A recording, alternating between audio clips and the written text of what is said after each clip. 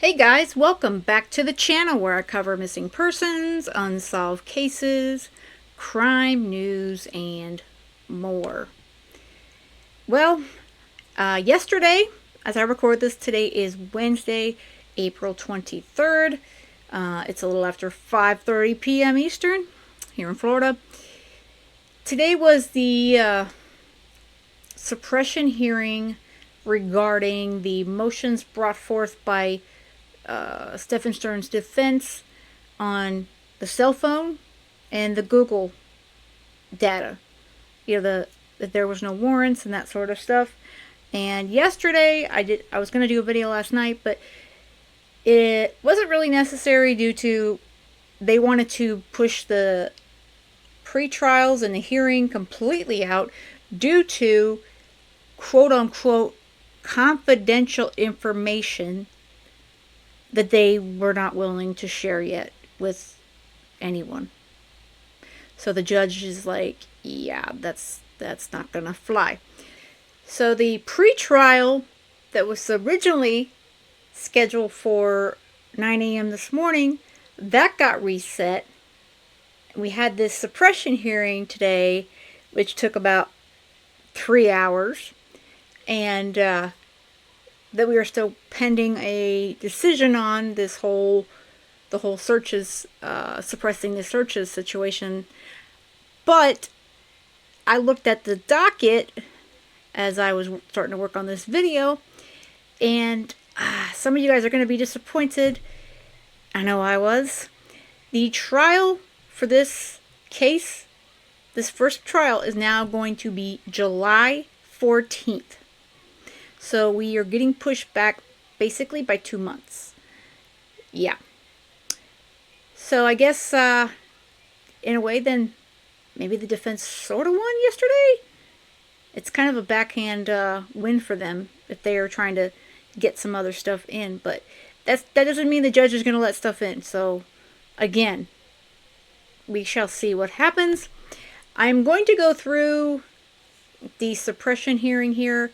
Like I said, it was like 3 hours basically long. And at the end, the feed from WKMG, which I will give you guys in the information of the video, just sort of stopped. So I was able to find out that like I said, we're pending the judge's decision on these basically 3 motions, the cell phone and the Google searches. So we're pending his decision on that, even though he was leaning toward the state, and then it went sort of neutral. And then we'll see what comes after that. I will tell you before we get into this that the audio, especially at the beginning, is really very scratchy. It's distorted. That has to do with on the end of the courtroom. So that's not anything that the news stations could fix, and I'm going to do my best to play with it the best I can, but I'm not sure how much I could get done. But I will go through when the audio does get a couple times, it does kind of get really low. I can fix volume, but sometimes getting through the distortion is a little bit more of a difficulty. So, but without further chatting on my end here, I'm going to go through the suppression hearing. I am not going to play all this 3 hours because it gave me a headache the first time. So if you guys want to watch it and you haven't, Godspeed. It is interesting, I will tell you that. I'm going to kind of go through and play some portions of it, and I may even go back in the future and play more of it depending upon what the decision is. But without further delay, let's get to it. On the record, certified with Stephan Michael Stern, 2024 CF 632. Appearances for the record, beginning with the state, please. William J. for the state. Counsel on behalf of Mr. Stearns. Thank you.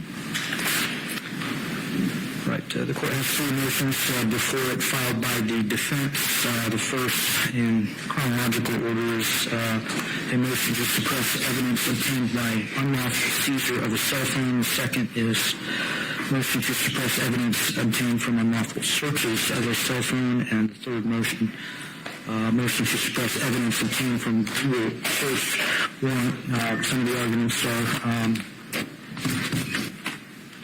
interlaced amongst themselves. The state of Florida has filed responses to each of the motions.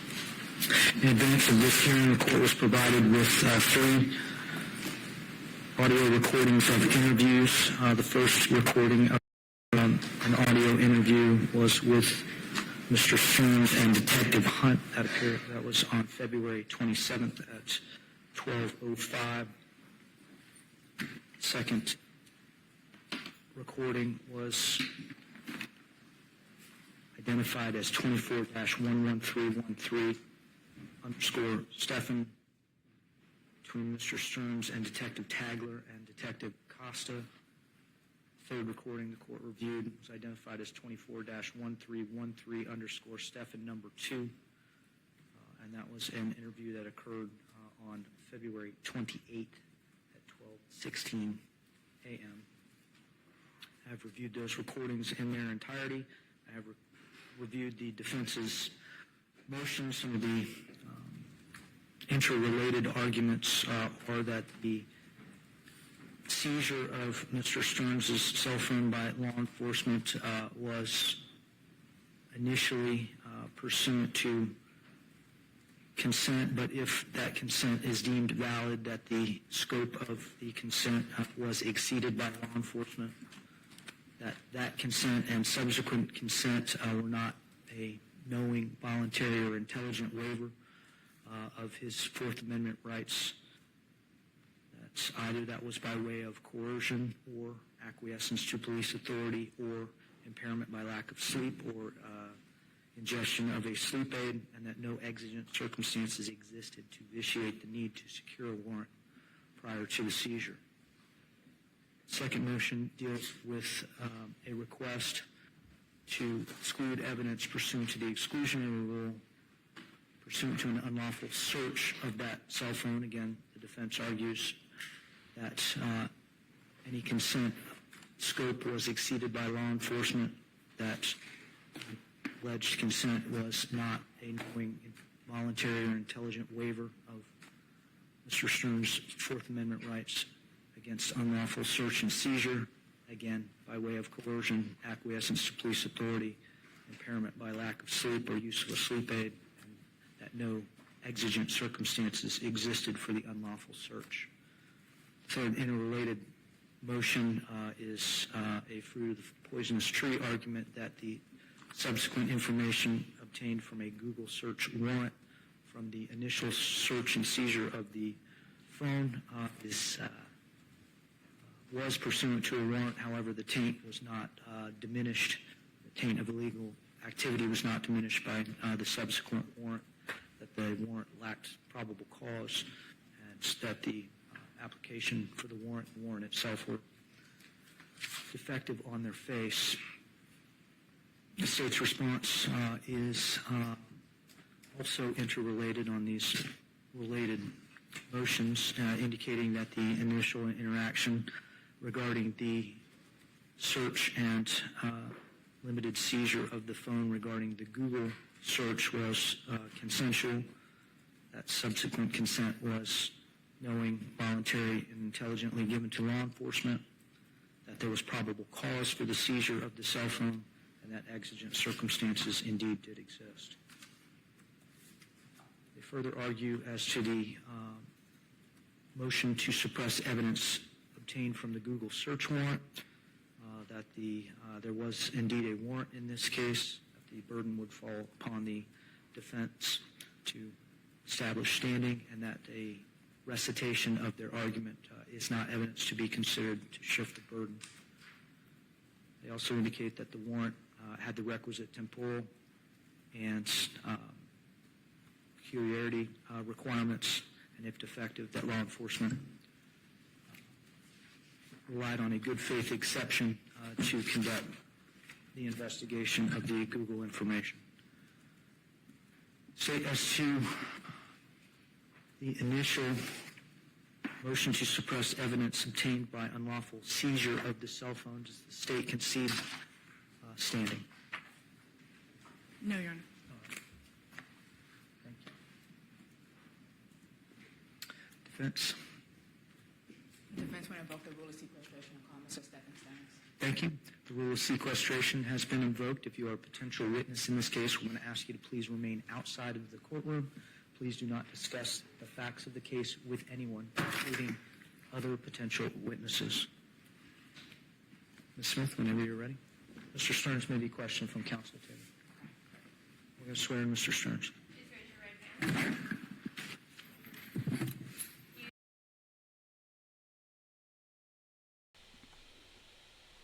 Okay, so they have invoked the sequestration. I don't know if that was just for this hearing or ongoing. I would not be surprised if the defense keeps that one completely open ongoing. And it's possible that the jury will also be sequestered. So I'm curious if that will happen as well.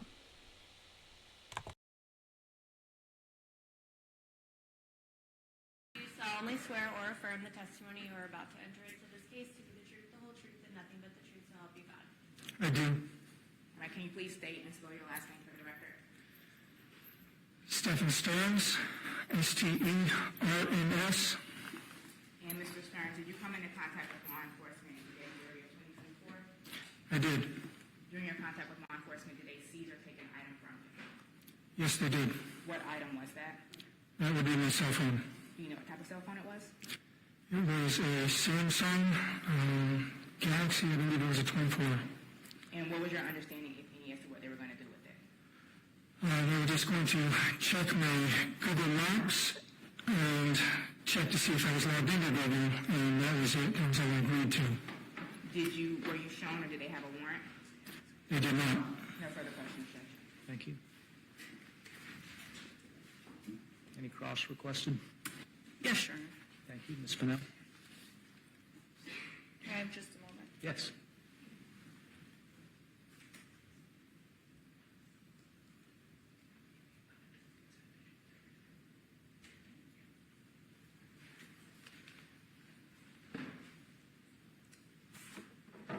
Mr. Stearns, you briefly discussed having a conversation or being interviewed by Detective Tagler and Detective Acosta on February 27th. Is that correct, of last year? That is correct. And pursuant to the questions you were just asked, you had indicated that you did not consent to the search of your cell phone. I consented only to them looking at the Google Maps and checking to see if I was logged into Google in the first place.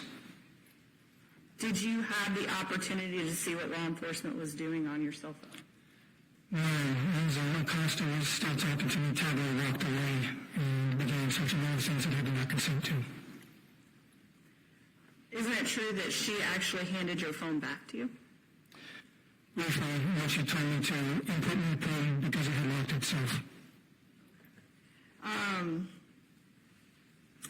And Detective Tagler actually mentioned looking at your history, which you okayed, correct? Your Honor, can we approach? Yeah, come on up.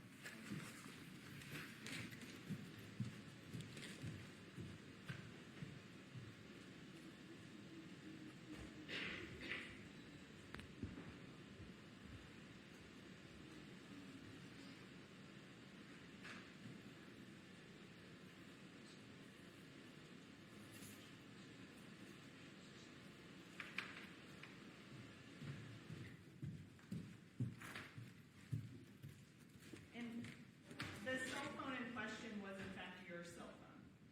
Yes, it was. I don't have any other questions. Thank you. Any redirect? Thank you. Argument, state. No, Your Honor. Court's going to find that there has been record evidence to establish that Mr. Stearns was the person that was affected by an alleged violation of his Fourth Amendment rights, that the property alleged in that violation was admitted to be his, and I'm going to find that the burden has indeed shifted to the state regarding the defense's motion to suppress evidence obtained from the unlawful seizure and search of the cell phone. All right, so this was the point when the judge stated that there was enough reasonable question and that the state would have to prove their side. So then, of course, they're going to call up witnesses. We're going to see the detectives and an expert that went through the phone. So again, I will go through those just bit by bit, and then it continues to go through. So this is basically, it boils down to, this is a Fourth Amendment issue. Defense is arguing that his Fourth Amendment was violated. The state is arguing that it wasn't. Good afternoon. Will you please say your first and last name and spell both of them for the record? Francis, Francis, Hunt, Hunt. How are you employed? I'm a detective with the Orange County Sheriff's Office. What was your assignment with the Orange County Sheriff's Office in February of 2024? I was and am currently assigned to the Domestic Crime Squad. How long have you been assigned to that particular squad? About a year and a half. How long have you been with the Orange County Sheriff's Office? About 5 years. Were you assigned to the investigation into Madeline Soto, who was reported missing? Yes, ma'am. Did you have the opportunity to come into contact with somebody identified as Stephan Stearns? Yes, ma'am. When did you have contact with Mr. Stearns? The morning of February 26th, 2024. February 26th, the Monday, or February 27th, the Tuesday? I believe it was the Monday, it was actually the Tuesday morning, I'm sorry. Tuesday. At the time that you had contact with Mr. Stearns, had the Orange County Sheriff's Office already been investigating the disappearance of 13-year-old Madeline Soto? Yes, ma'am. Did you have contact with Mr. Stearns and conduct an interview about 12 in the afternoon on February 27th of 2024? Yes, ma'am. And can you describe Mr. Stearns' demeanor during your encounter with him? Nothing particularly notable. He seemed to have, I think he had just woken up about an hour before I made contact with him. He was an average demeanor, nothing particularly notable about it.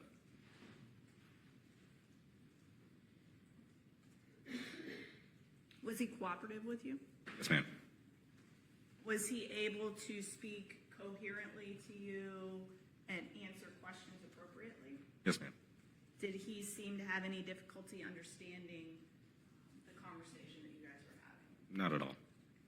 Was this interaction that you had with Mr. Stearns audio recorded? It was.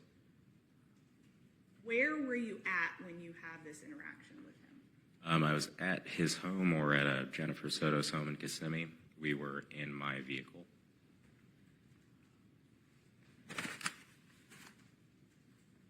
Was this located at 4012 Santa Maria Drive in That's it.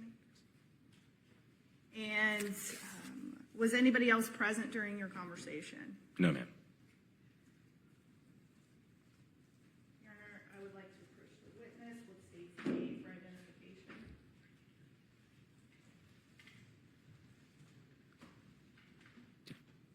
Did you have an opportunity to listen to the recording on state's A for identification? Yes, ma'am. Is it a fair and accurate recording of the conversation that you had with Mr. Stearns on February 27th of 2024 at approximately noon? Yes, ma'am. Your Honor, at this time, the state will seek to introduce into evidence what's been marked state's A for identification and the evidence is state's 1. No objection. A as an alpha will be received as States 1 for purposes of this hearing.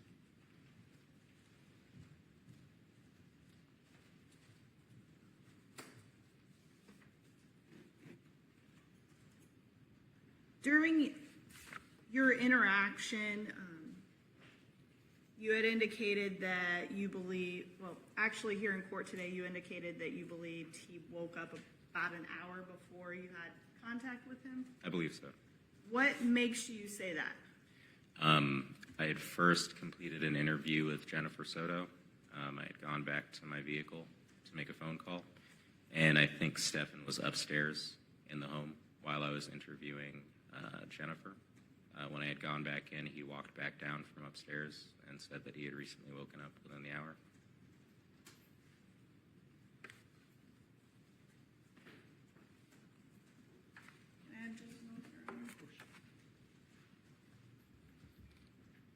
No further questions.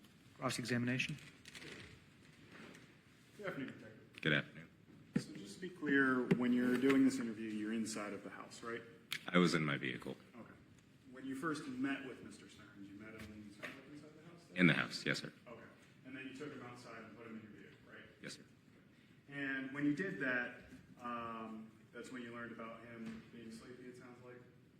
I don't think he was sleepy, but it sounded like he had woken up about an hour prior. Yes, Okay. Woke up about 11 a.m.? Sounds like the interview was noonish, right? correct. At any point, did you ever seek a warrant for any of the cell phones or anything in this case? Oh, no, sir. Okay. Did you ever look at a cell phone? No, Did you ever ask him about a cell phone? no. Frequent? Of course. No further questions. Maira Tagler, M-A-I-R-A, last name T-A-G-L-E-R. How are you employed? The Orange County Sheriff's Office, How long have you been with the sheriff's office? 9 years. In February of 2024, what was your assignment? I was assigned to the sex crimes unit. Are you still assigned to that particular unit now? Yes, ma'am. How long have you been in that unit? 3 years and 2 months. Were you working in your capacity as a detective in that unit on February 27th of 2024? Yes. Did you become involved in the investigation into the missing juvenile named Madeline Soto? Yes. How did you become involved? I was tasked to assist the primary detective at the time, Detective Hunt, with canvassing. About what time do you respond to assist in the investigation? It was about 4 p.m. And this was on February 27th. Yes. And where is the initial location where you responded to? It was in Hunters Creek, Did you respond to a residence in Hunters Creek or somewhere else? somewhere else. Did you respond to the command post? Yes. When you get to the command post, do you learn any information regarding the investigation? Yes. What information do you have after leaving the command post? What information did you get? I was advised of we have LPRs, which is tag readers, and I was advised of the direction of travel that Stephan's vehicle had traveled the day of the incident. Were you aware on this date and time that Madeline Soto had not gone to school on February 26th? Yes. Were you aware that she had not been seen since the morning of February 26th? Yes. And the information regarding the tag reader, did law enforcement identify the tag that was on a vehicle that the defendant had access to? Yes. And what was some information that you got regarding the location of the defendant's vehicle on the morning of February 26th, the Monday? He had traveled southbound 3 times on South Jungin Parkway towards Kissimmee, which was away from the direction of Madeline School. Are all of these times early morning and late morning? Both. And then did you also get some information that in the afternoon, the car was traveling in and out of St. Cloud, Florida? Yes. Specifically, the travel on southbound South John Young Parkway, were those times consistent with what the defendant had described to law enforcement as his locations were? They were not. And were these, the initial time was around 8:15 in the morning? I believe it was 8:10. And then there was another one around 10 o'clock in the morning? Yes. And then almost around noontime? Yes. Thank you. Overruled as to leading, I've got a question. The times that you just gave were for identifications of the tag through the LPR system. Overruled. Continue. And then the afternoon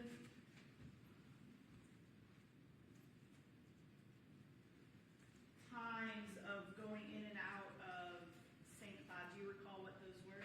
I do not.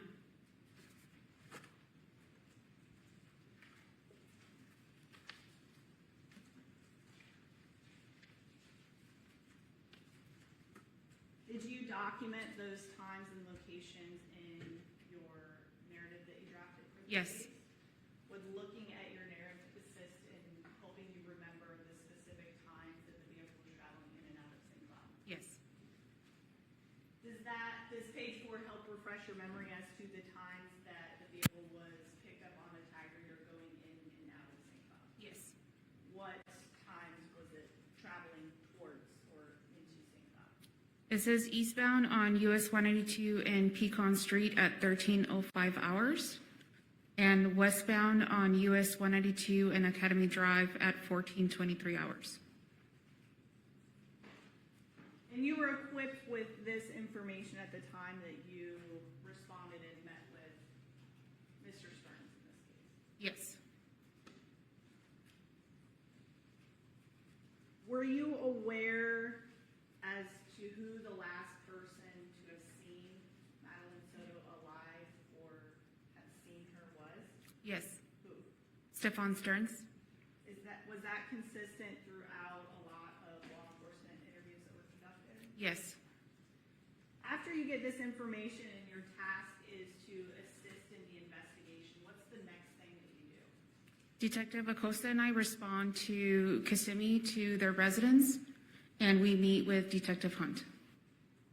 When you say their residence, are you referring to Miss Jennifer Soto and Madeline Soto's residence? Yes. That would be on the Santa Maria Drive. Yes.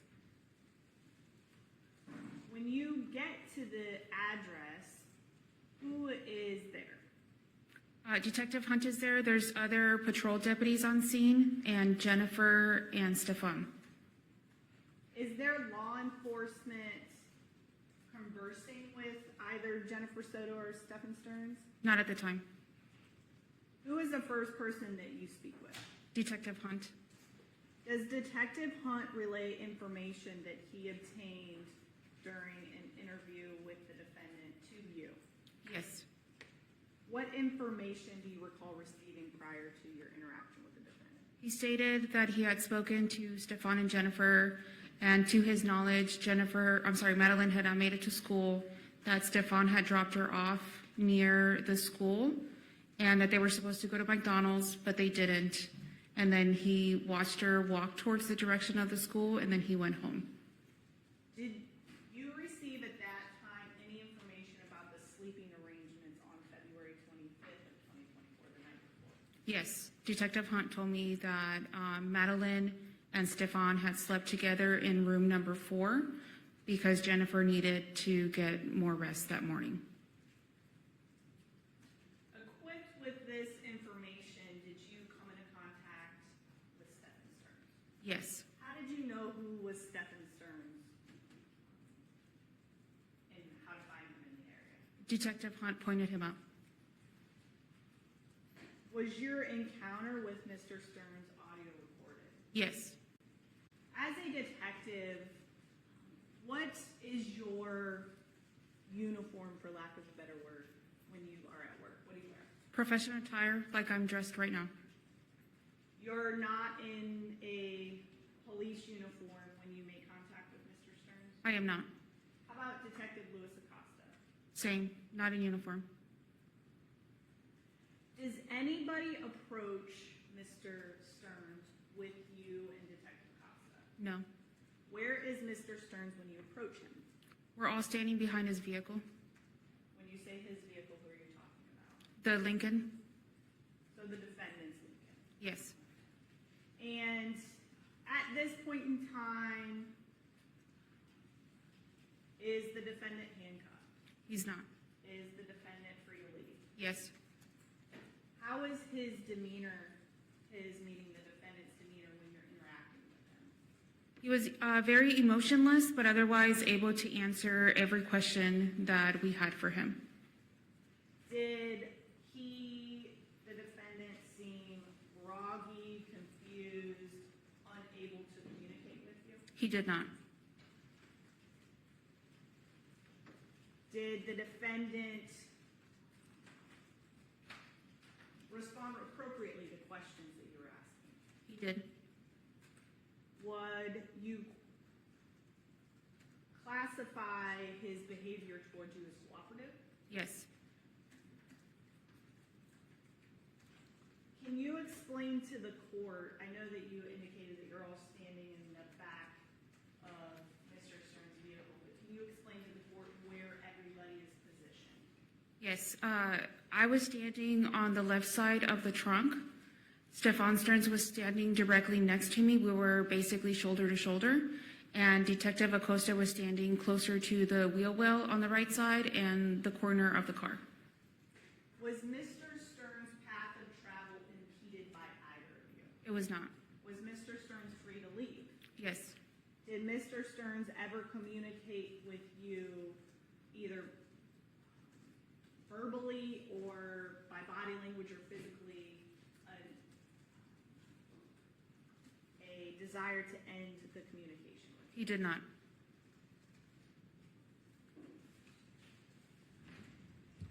At some point during your interaction with him, do you request for Mr. Stearns to take out his cell phone Yes. or to look at his cell phone? Yes. Can you remember where the cell phone was, where the defendant's cell phone was when you asked this question? I do not. It was in his possession, but I don't recall where he grabbed the phone from. Did the defendant consent to allowing you to look at his phone? Yes. And do you remember if Mr. Stearns' cell phone was password or passcoded protected? It was. Who entered the passcode into the phone? Stephan. After Mr. Stearns entered the passcode in the phone and unlocked the phone, what did Mr. Stearns do with the phone? He handed me the phone. While you are holding the phone, where are you standing? In the same position next to Stephan. Do you hold the phone in a way to allow others to see what is on the phone? Yes. Where is Mr. Stearns at as you are looking at the phone? Directly standing next to me.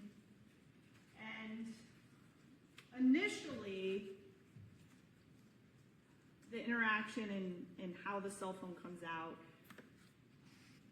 you bring up looking at maps in the phone. Correct. Are you familiar with the type of phone that the defendant had? I am not.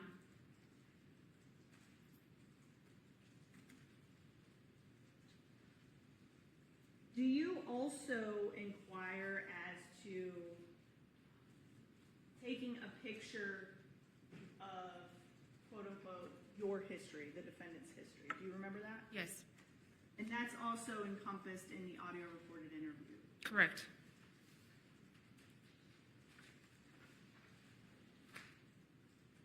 Does the defendant ever communicate to you any limitations on what it is that you're doing? He does not. Does the defendant ever attempt, either verbally, physically, or in any type of way, to cease the search of the phone? He does not.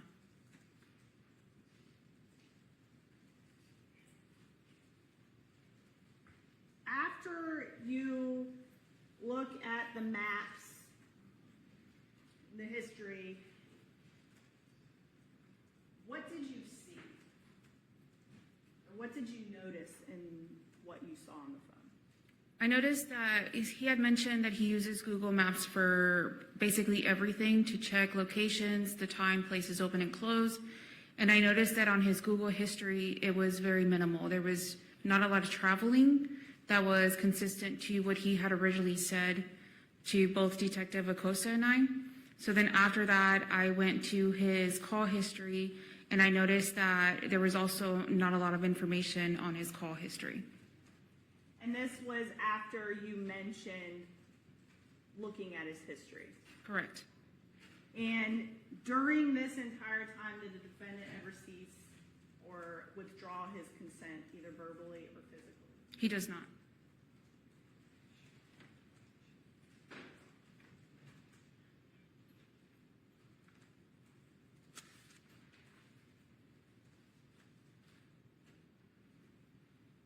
After this initial interaction with the cell phone, do you keep the cell phone?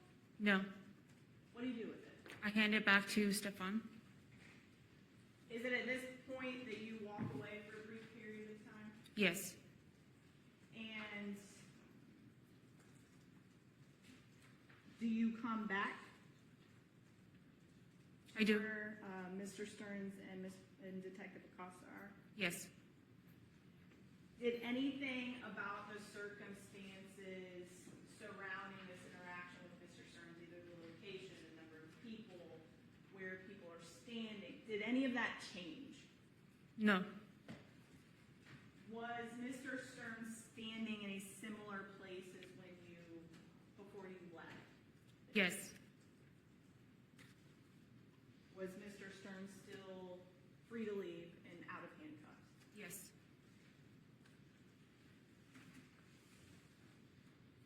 At approximately 7:57, do you again ask Mr. Stearns to unlock the phone? Yes. How does that happen? Explain that process. He again enters the code and hands me the phone.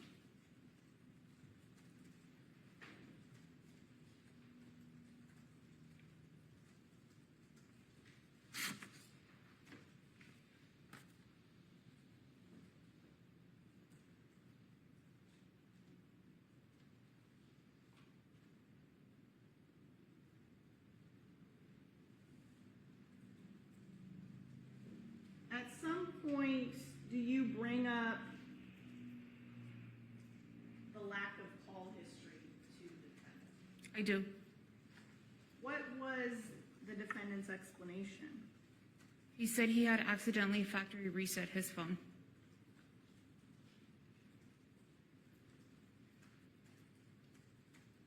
After your interaction with him,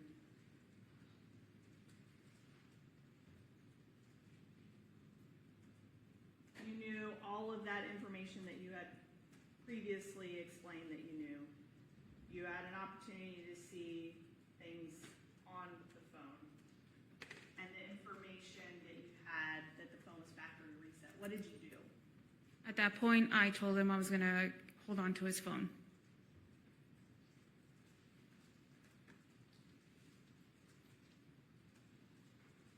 And that was approximately at 8 p.m., 7:59, 8 p.m. on February 27th of 2024. Correct. After this interaction with him, did you secure anything else? No. Other than the cell phone, did you secure anything else or? Well, I did ask him to refrain from going back in his vehicle. His vehicle meaning the Lincoln. Yes. Was Mr. Stearns able to enter and exit Jennifer Soto's vehicle during the time between your two interviews with him? Yes. Was he free to walk about? Yes. Did you or Detective Acosta remain where Mr. Stearns and Ms. Soto were? No. What were you doing in between your two interviews? After speaking with Stephan Stearns the first time, Detective Acosta and I went to the front of the apartment complex to speak with management and ask them to review their surveillance. After doing these additional tasks, do you speak to Stephan Stearns a second time? Yes. This is approximately 12:15 in the morning on February 28th, right? Yes. Was Mr. Stearns handcuffed? He was not. Had his movements been restricted in any way by you during your conversation? No. Were you wearing the same clothes that you had worn a couple hours earlier? I was. Who was with you when you spoke with Mr. Stearns? Detective Acosta. At any point in time during either of your interactions with Mr. Stearns, did you or Detective Acosta remove a firearm from your persons? Did you guys take your guns out? No. Did you threaten arrest or anything like that during your interactions with Mr. Stearns? No. This second interview that you conducted, was that also audio recorded? Yes. Was Mr. Stearns free to leave at the end of the interview? Yes. In fact, he did leave your presence as well as Nation Bay, correct? Correct.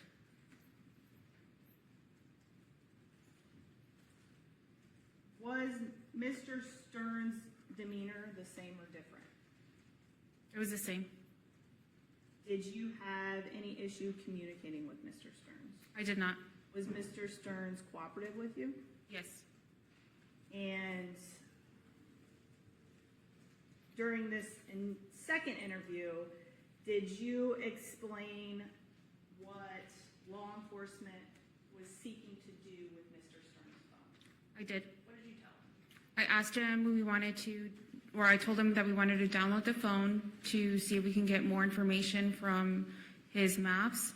And then he said that that was fine. Okay. Are you sure that you specifically said that you wanted to download information, specifically the maps? Not just the maps, just any information on his phone. I told him that we wanted to get more information from his cell phone. Do you remember using the words, we want to download your phone, we want to go through your phone? Yes. During this encounter with him, you request specific consent from him to be able to go through the phone, right? Yes. Do you explain to him in your question what is going to happen or what your alternative route to obtaining that cell phone download is? Yes. What did you say? When I explained to him what we wanted to do with the cell phone, I asked him if I had his consent to download the phone or if I had to obtain a search warrant.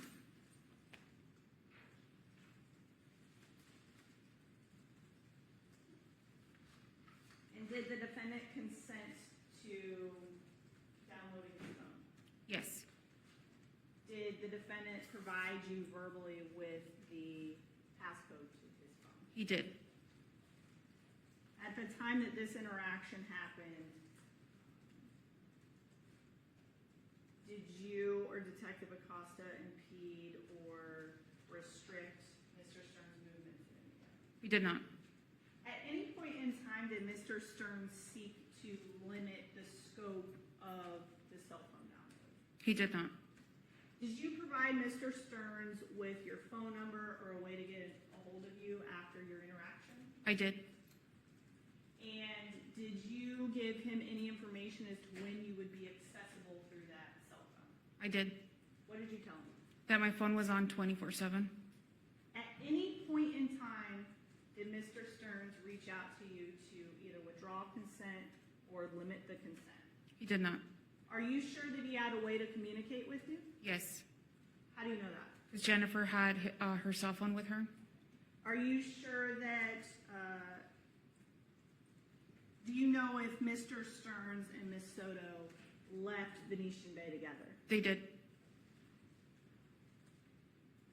Do you know which vehicle they were in? In Jennifer's vehicle.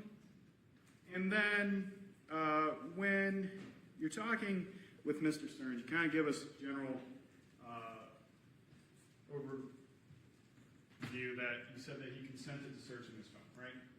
Yes. Okay. Your specific question to him at first, going through the timeline, is do you mind if I look at your maps real quick, right?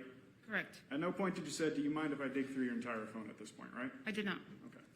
And then when you get to the next question, it's do you mind if I take a picture of your history, right? Yes. Okay. Not take a picture of his lock screen? No. Not take a picture of his home screen? No. Not take a picture of his call history? It was his history. Not take a picture of his emails? I did not. Not take a picture of the entirety of his phone, just his history, right? Correct. Okay. And then when you get to the next thing, you say, is it okay, let me make sure this is right. Is it okay if I go in your settings real quick? I just want to see if you're logged onto your Google, right? Yes.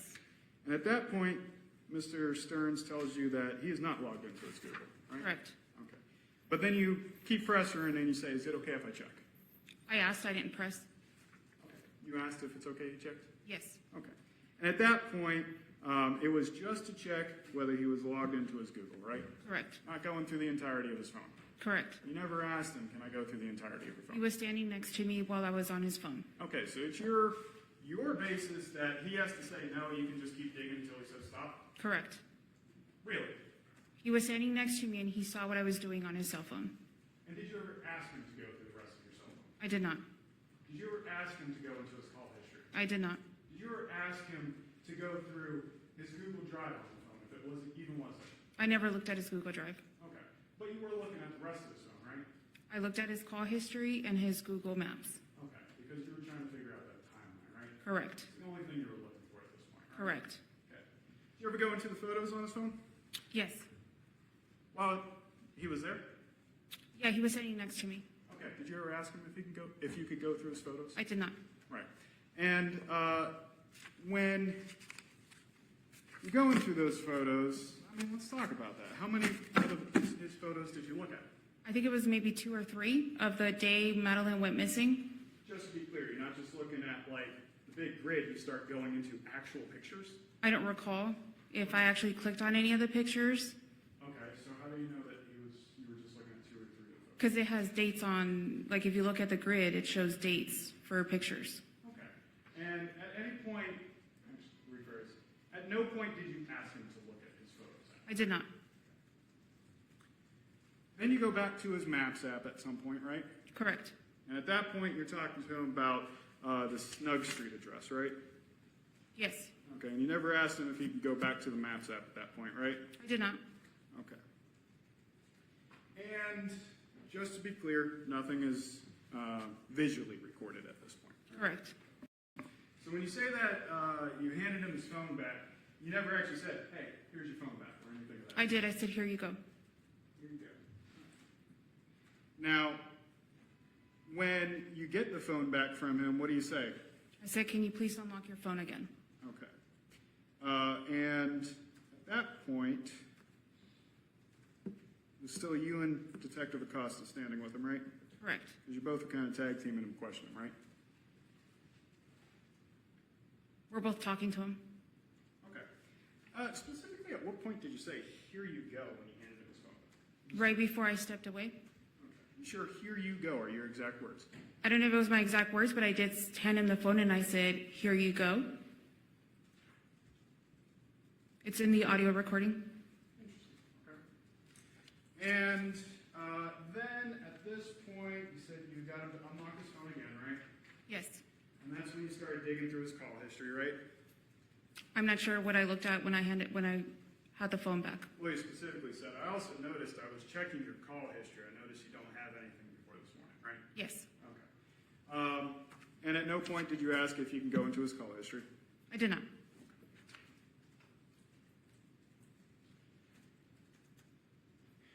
You took the phone from him, what time was that? About 8, a little after 8? 8 at night? Yes. Okay. Just make sure we're painting that picture clear too. 8 o'clock at night you're speaking with him, right? Correct. It's about 50 to 60 degrees outside? Correct. Okay. And law enforcement's been standing around with Mr. Stearns outside?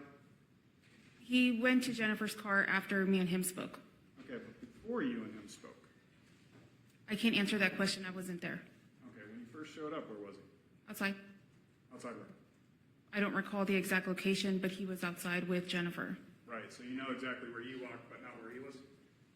Correct. I walked towards Detective Hunt. Now, at this point,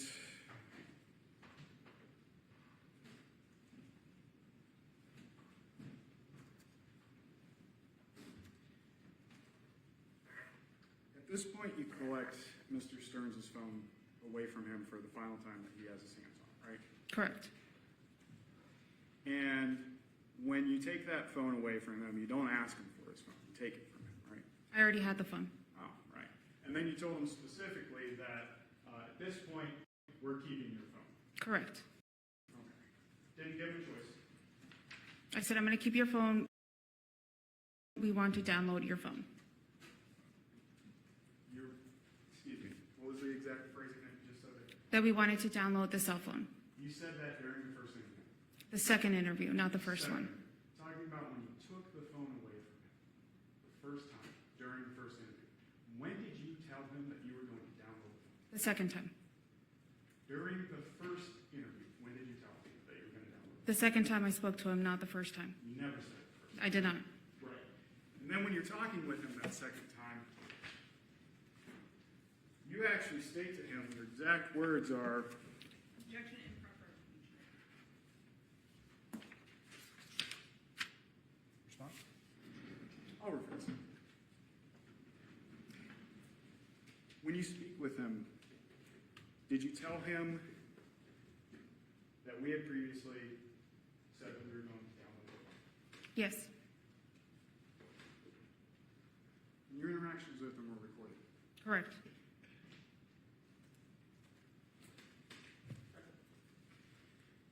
And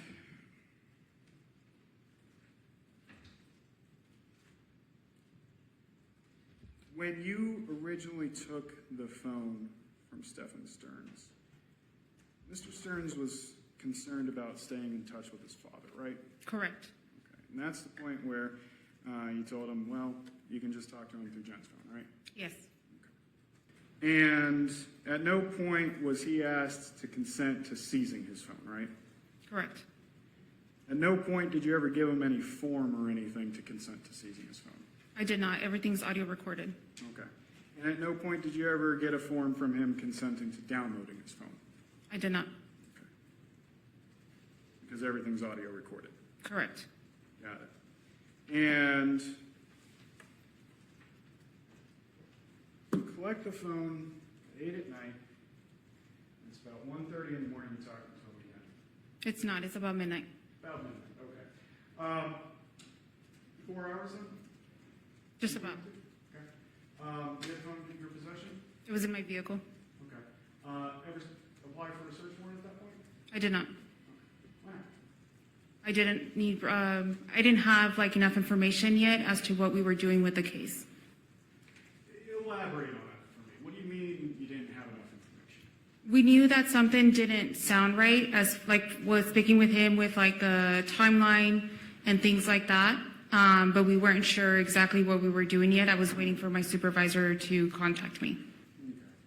Okay. And when your supervisor contacted you, did he or she, excuse me? He? Did he tell you to get a warrant?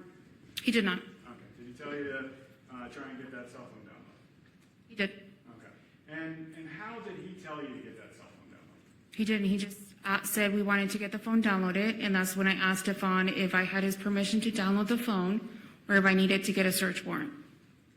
Right. You gave him the ultimatum at that point, right? I asked him 2 questions. Okay. So we can either get the phone or you can get a warrant, right? Correct. Now, at any point during these interactions, did you ever tell Mr. Stearns that he could have his phone back? I told him his phone was going to be downloaded overnight and that he should probably get it in the morning. Okay. And prior to the second interview, did you ever tell him he could have his phone back when you just took it? I did not.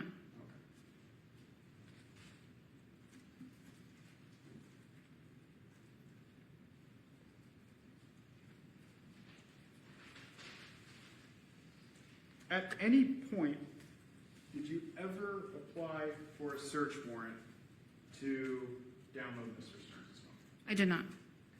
Did any other detective do that? No.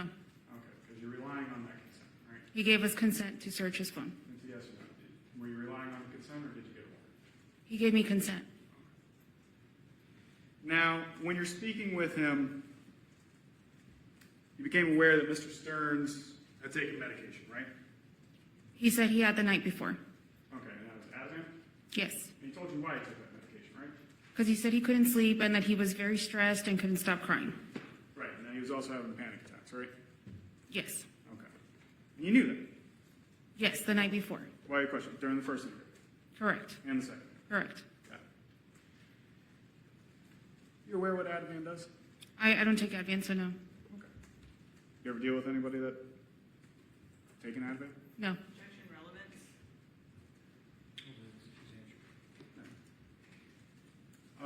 As to Mr. Stearns, he was wearing flip-flops at the time, right? Correct. Khaki shorts, Yes. thin hoodie. Yes. Told you he hadn't eaten all day, right? Yes. And was prevented from going inside of, sounds like his vehicle, right? His vehicle, correct. Okay. And again, couldn't go inside his own house. Or not his house, but the apartment. Not at the time. Okay. And at what time, rephrase, at 2:40 in the morning on February 28th, you submitted his phone to the Orange County Sheriff's Digital Forensics Unit, right? I did not. You did not? No. Who did? Detective Acosta. Okay, so Detective Acosta was now in charge of the phone? Yes. Okay. You guys ride in the car together? We did not. You said the phone was stored in your car at some point, right? When we were talking, or when we were looking at the video, yes, it was in my vehicle. Okay. When did you turn over the phone to Detective Acosta? At the end of the night, after we secured the residence, which was around 1 in the morning, Detective Acosta was waiting for the tow truck for Stephan's Lincoln, and that's when I handed him the phone because he was going to Central Operations, and I was not. Okay. Was that the last time that you had involvement with the phone? Yes. Okay. So after the handoff, nothing else, just to be clear. In reference to, like, if I ever looked at the phone again? Yeah. Sure, I think it was like 2 days later. Okay. So at that point, the phone's still in your law enforcement's possession? Yes. Detective Tagler, I've got a question. When you initially interacted with Mr. Stearns, you indicated that you were going to take a photo of his history. Is that correct? Yes. Did you take a photo of his history? Yes. Was that on your agency cell phone? Yes. So I pretty much left most of Detective Tagler's testimony up because she's really vital to the cell phone, because she's the one that verbalized that they wanted to take the cell phone. She looked at the cell phone, but like she said, it got passed to Detective Acosta, and then it went to the facility in Orange County. This time, defense is moving to suppress the evidence obtained by way of the Google extraction and the entirety of the data that was elicited from Google that was sought by a warrant. Defense is also seeking to suppress the actual cell phone itself and the data contained therein.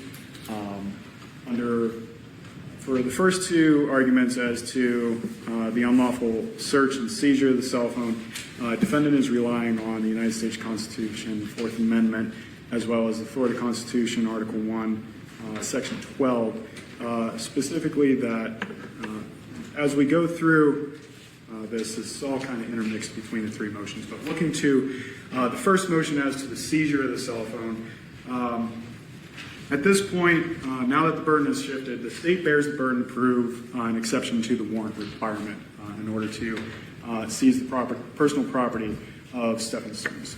As to the seizure, defense would argue that no consent was either sought nor given for the seizure of the cell phone, as well as the fact that there is no exigent circumstances that would create this to be a constitutional seizure. As to Detective Tagler, the exact evidence that was elicited was that the detective had informed Mr. Stearns unilaterally that she was going to hold on to a cell phone. This was a declarative statement, not a request, and there was no opportunity to refuse the turning over of the cell phone at that point. Detective Tagler had the cell phone in hand, was clearly exercising dominion and control over the cell phone, and told the defendant straight up that it didn't matter that he wanted to get in touch with his parents or to continue getting in touch with his parents as the night went on, and simply dismissed Mr. Stearns' concerns and unilaterally seized the phone. The seizure of the phone itself occurred at approximately 8 o'clock at night. I believe it was 19:59 hours on February 27th. And as of the morning of February 28th, the phone was still in law enforcement's possession. As it was taken to digital forensics at the Orange County Sheriff's Office, the phone was still in law enforcement possession, which we start getting to a point where we're looking at several hours worth of seizure. The state, or the defense, in its motion to suppress based on the unlawful seizure of the cell phone, had cited to United States v. Place, where the seizure of personal property in that case was found to be unreasonable for a time span when this personal property was held for 90 minutes.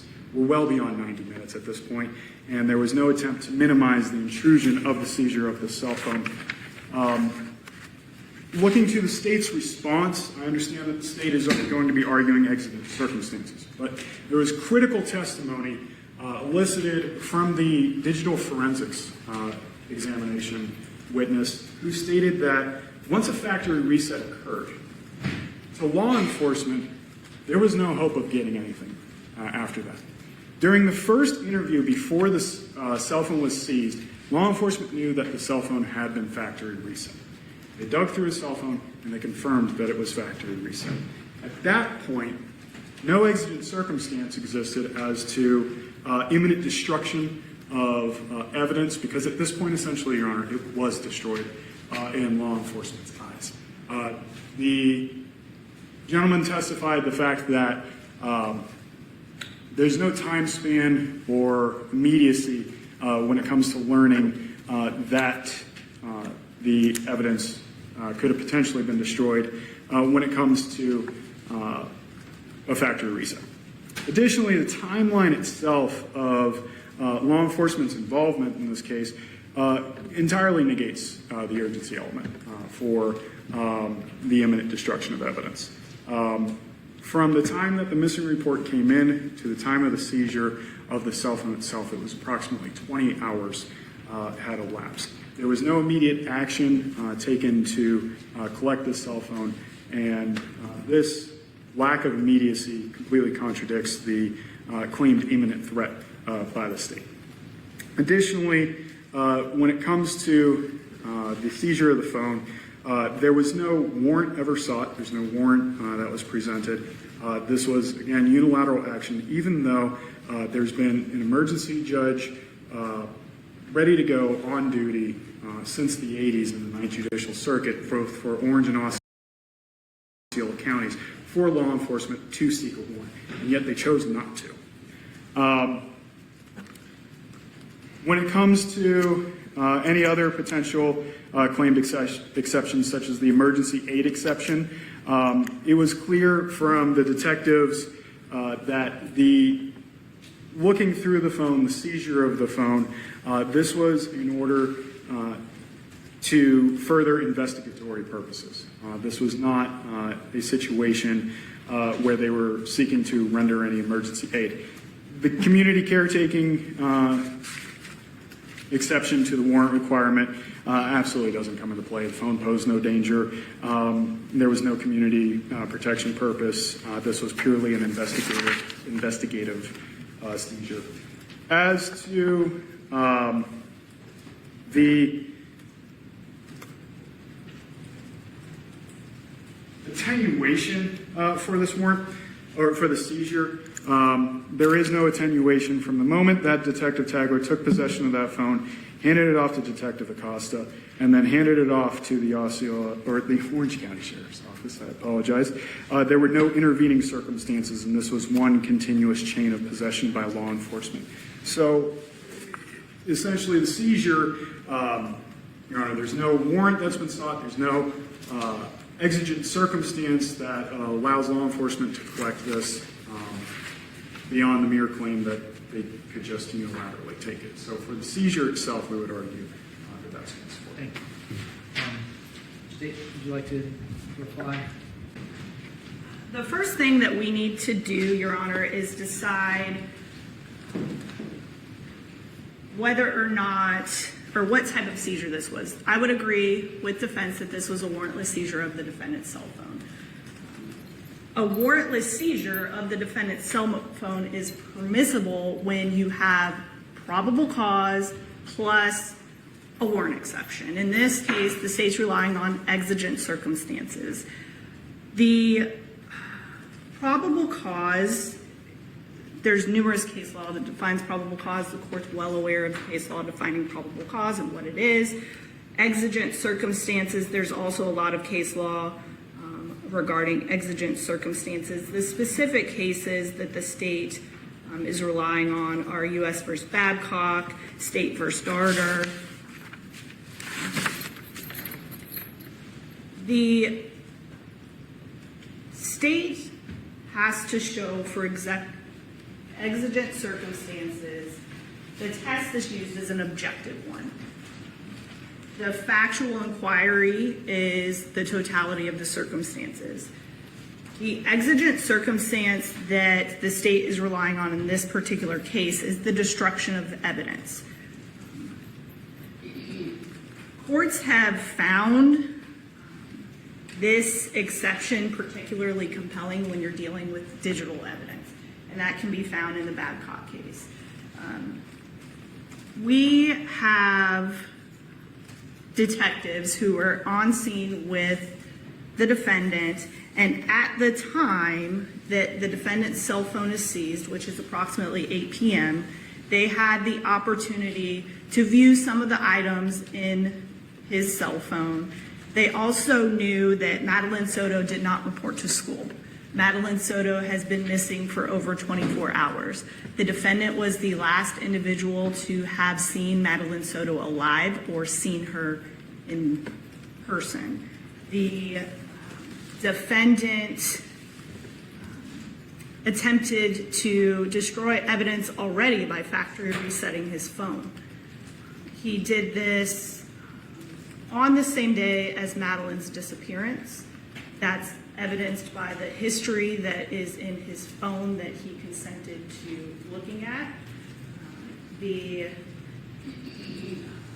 sergeant from the forensics unit testified what it takes to go ahead and factory reset the phone, but he also indicated that when a phone logs into the Google account and the backup starts repopulating, which is what happened in this case, that content will stay on the phone as long as the phone is not syncing with the Google Cloud account.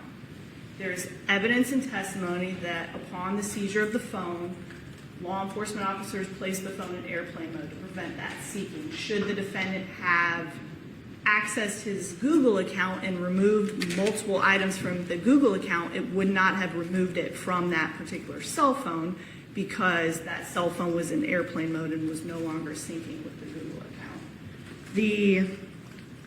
How did it sync? How did it repopulate? Stop syncing. When the phone was factory reset and that information corresponding with that Google Cloud account was input upon the starting up of the phone, everything that was backed up on the Google account from that phone began populating on the phone. And that's the 2 a.m. population that Sergeant Stamanik mentioned that occurred the early morning hours of February 27th. So prior to these interviews, all of those photos and everything else began to populate on that phone that was in his backup. So when law enforcement saw that there were various items missing and the defendant had already tried to destroy the evidence, It was at that point that they seized the phone, placed it in airplane mode to prevent further destruction of evidence. There was also testimony that even though the defendant factory reset the phone, there was still a possibility through different avenues to ascertain that cell phone's location information and different things. So at that point in time, there was a fear that was objectively reasonable to a reasonable law enforcement officer that would lead that officer to believe that the evidence might be destroyed before a warrant could be secured. That is the standard. Probable cause plus exigency. Everything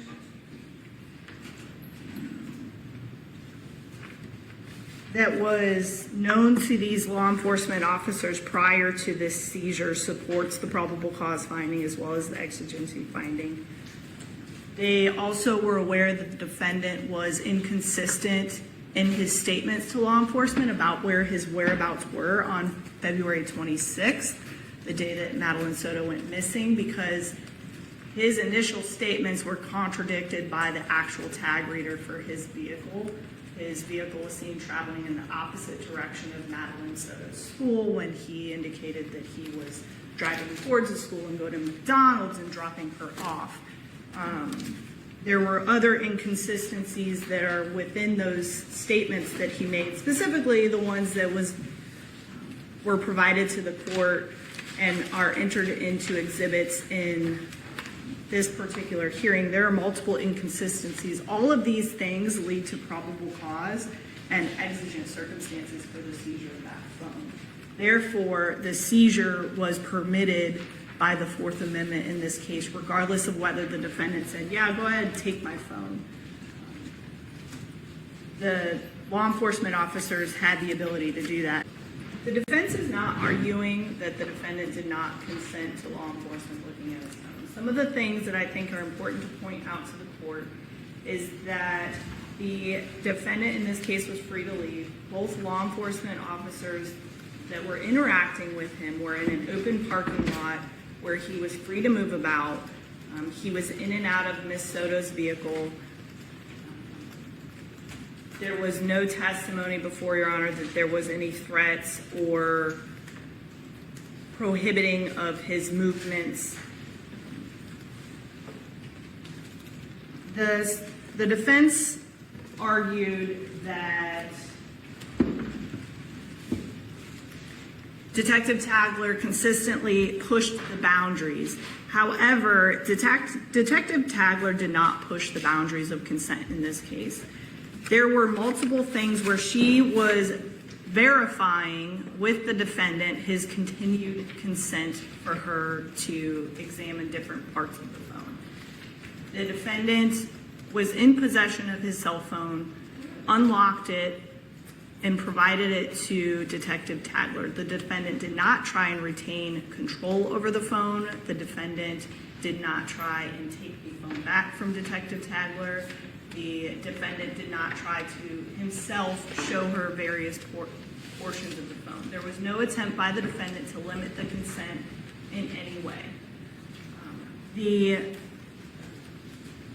The scope of the consent is measured by objective reasonableness. What would a reasonable person have understood to be the object of the search during the exchange between that person and law enforcement?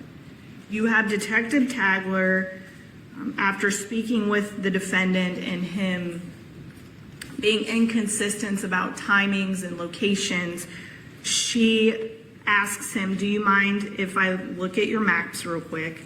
The defendant confirms. It's at this point he unlocks his phone and hands it to Detective Tagler. Detective Tagler does not walk away with the defendant's phone. They are standing shoulder to shoulder. The defendant can see everything that Detective Tagler's doing.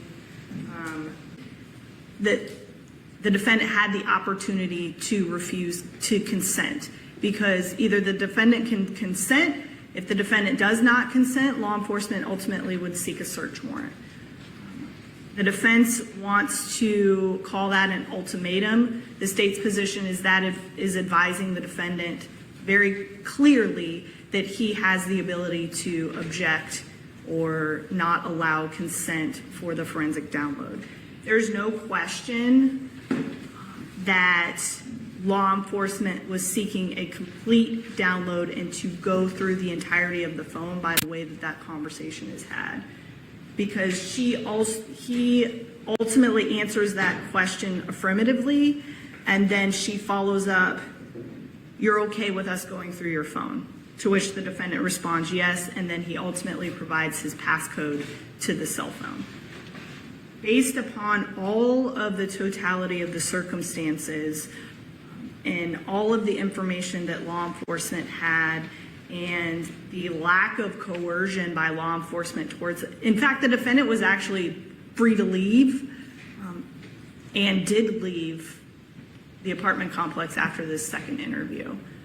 The state has to show that the consent was voluntary by clear and convincing evidence, and the consent has to be freely and voluntarily given. That is the standard. There was some case law that distinguishes it from a formal waiver of Miranda and things like that, other constitutional rights. The standard for consent is whether it was freely and voluntarily. So these factors that we just discussed go to the voluntariness of consent. So for the consent that occurs on February 27th, so that first interview where they're actually looking through the phone, the state's position is that consent was valid. The defendant unlocked his phone twice and handed it to Detective Tagler twice. The defendant specifically consented to map data viewing and documenting his history, reviewing settings to see if he's logged into his Google account. The defendant was standing directly next to Detective Tagler as she was viewing the content. There was not the word history was used in the state's position in a general way. It wasn't a limiting way. And at no point did the defendant intend or verbally or physically or any other way communicate that he was limiting or withdrawing consent. He was free to leave during the conversation. He was not in handcuffs. There was no police coercive tactics. The state's position is the defendant was aware, based upon the questioning, that he had the right to refuse. He could have not unlocked his cell phone. He could have said no. There was a lot of testimony that he was free to leave and he could not have consented. They're not in a confined space. And the biggest one is the defendant thought he destroyed all of the evidence. The defendant factory reset his phone twice on the date of Madeline Soto's disappearance. And the reason why he consented is he believed that everything was gone. So the state's position is that the consensual searches that were conducted in this case were valid and permissible under the Fourth Amendment. So, what do you guys think? It's a lot, and I edited it down the best I could. I wanted to leave certain portions in there. Like I said, I wanted to leave Detective Tagler, majority of her testimony in there. And I did try to edit the best I could of the attorneys when they were getting a little repetitive with their arguments. But it kind of amounts to the state says that the burden was met, that they had the right to take his phone. And of course, defense is saying that they didn't have a warrant and Stephan did not really consent. So we shall see what the judge decides. I don't know if he'll decide by the end of the week or, he didn't really give it a date from what I understand. And considering now that the trial's not till July, well, I guess we got some time. All right, guys, I hope you have a great rest of the day. And most of all, stay safe.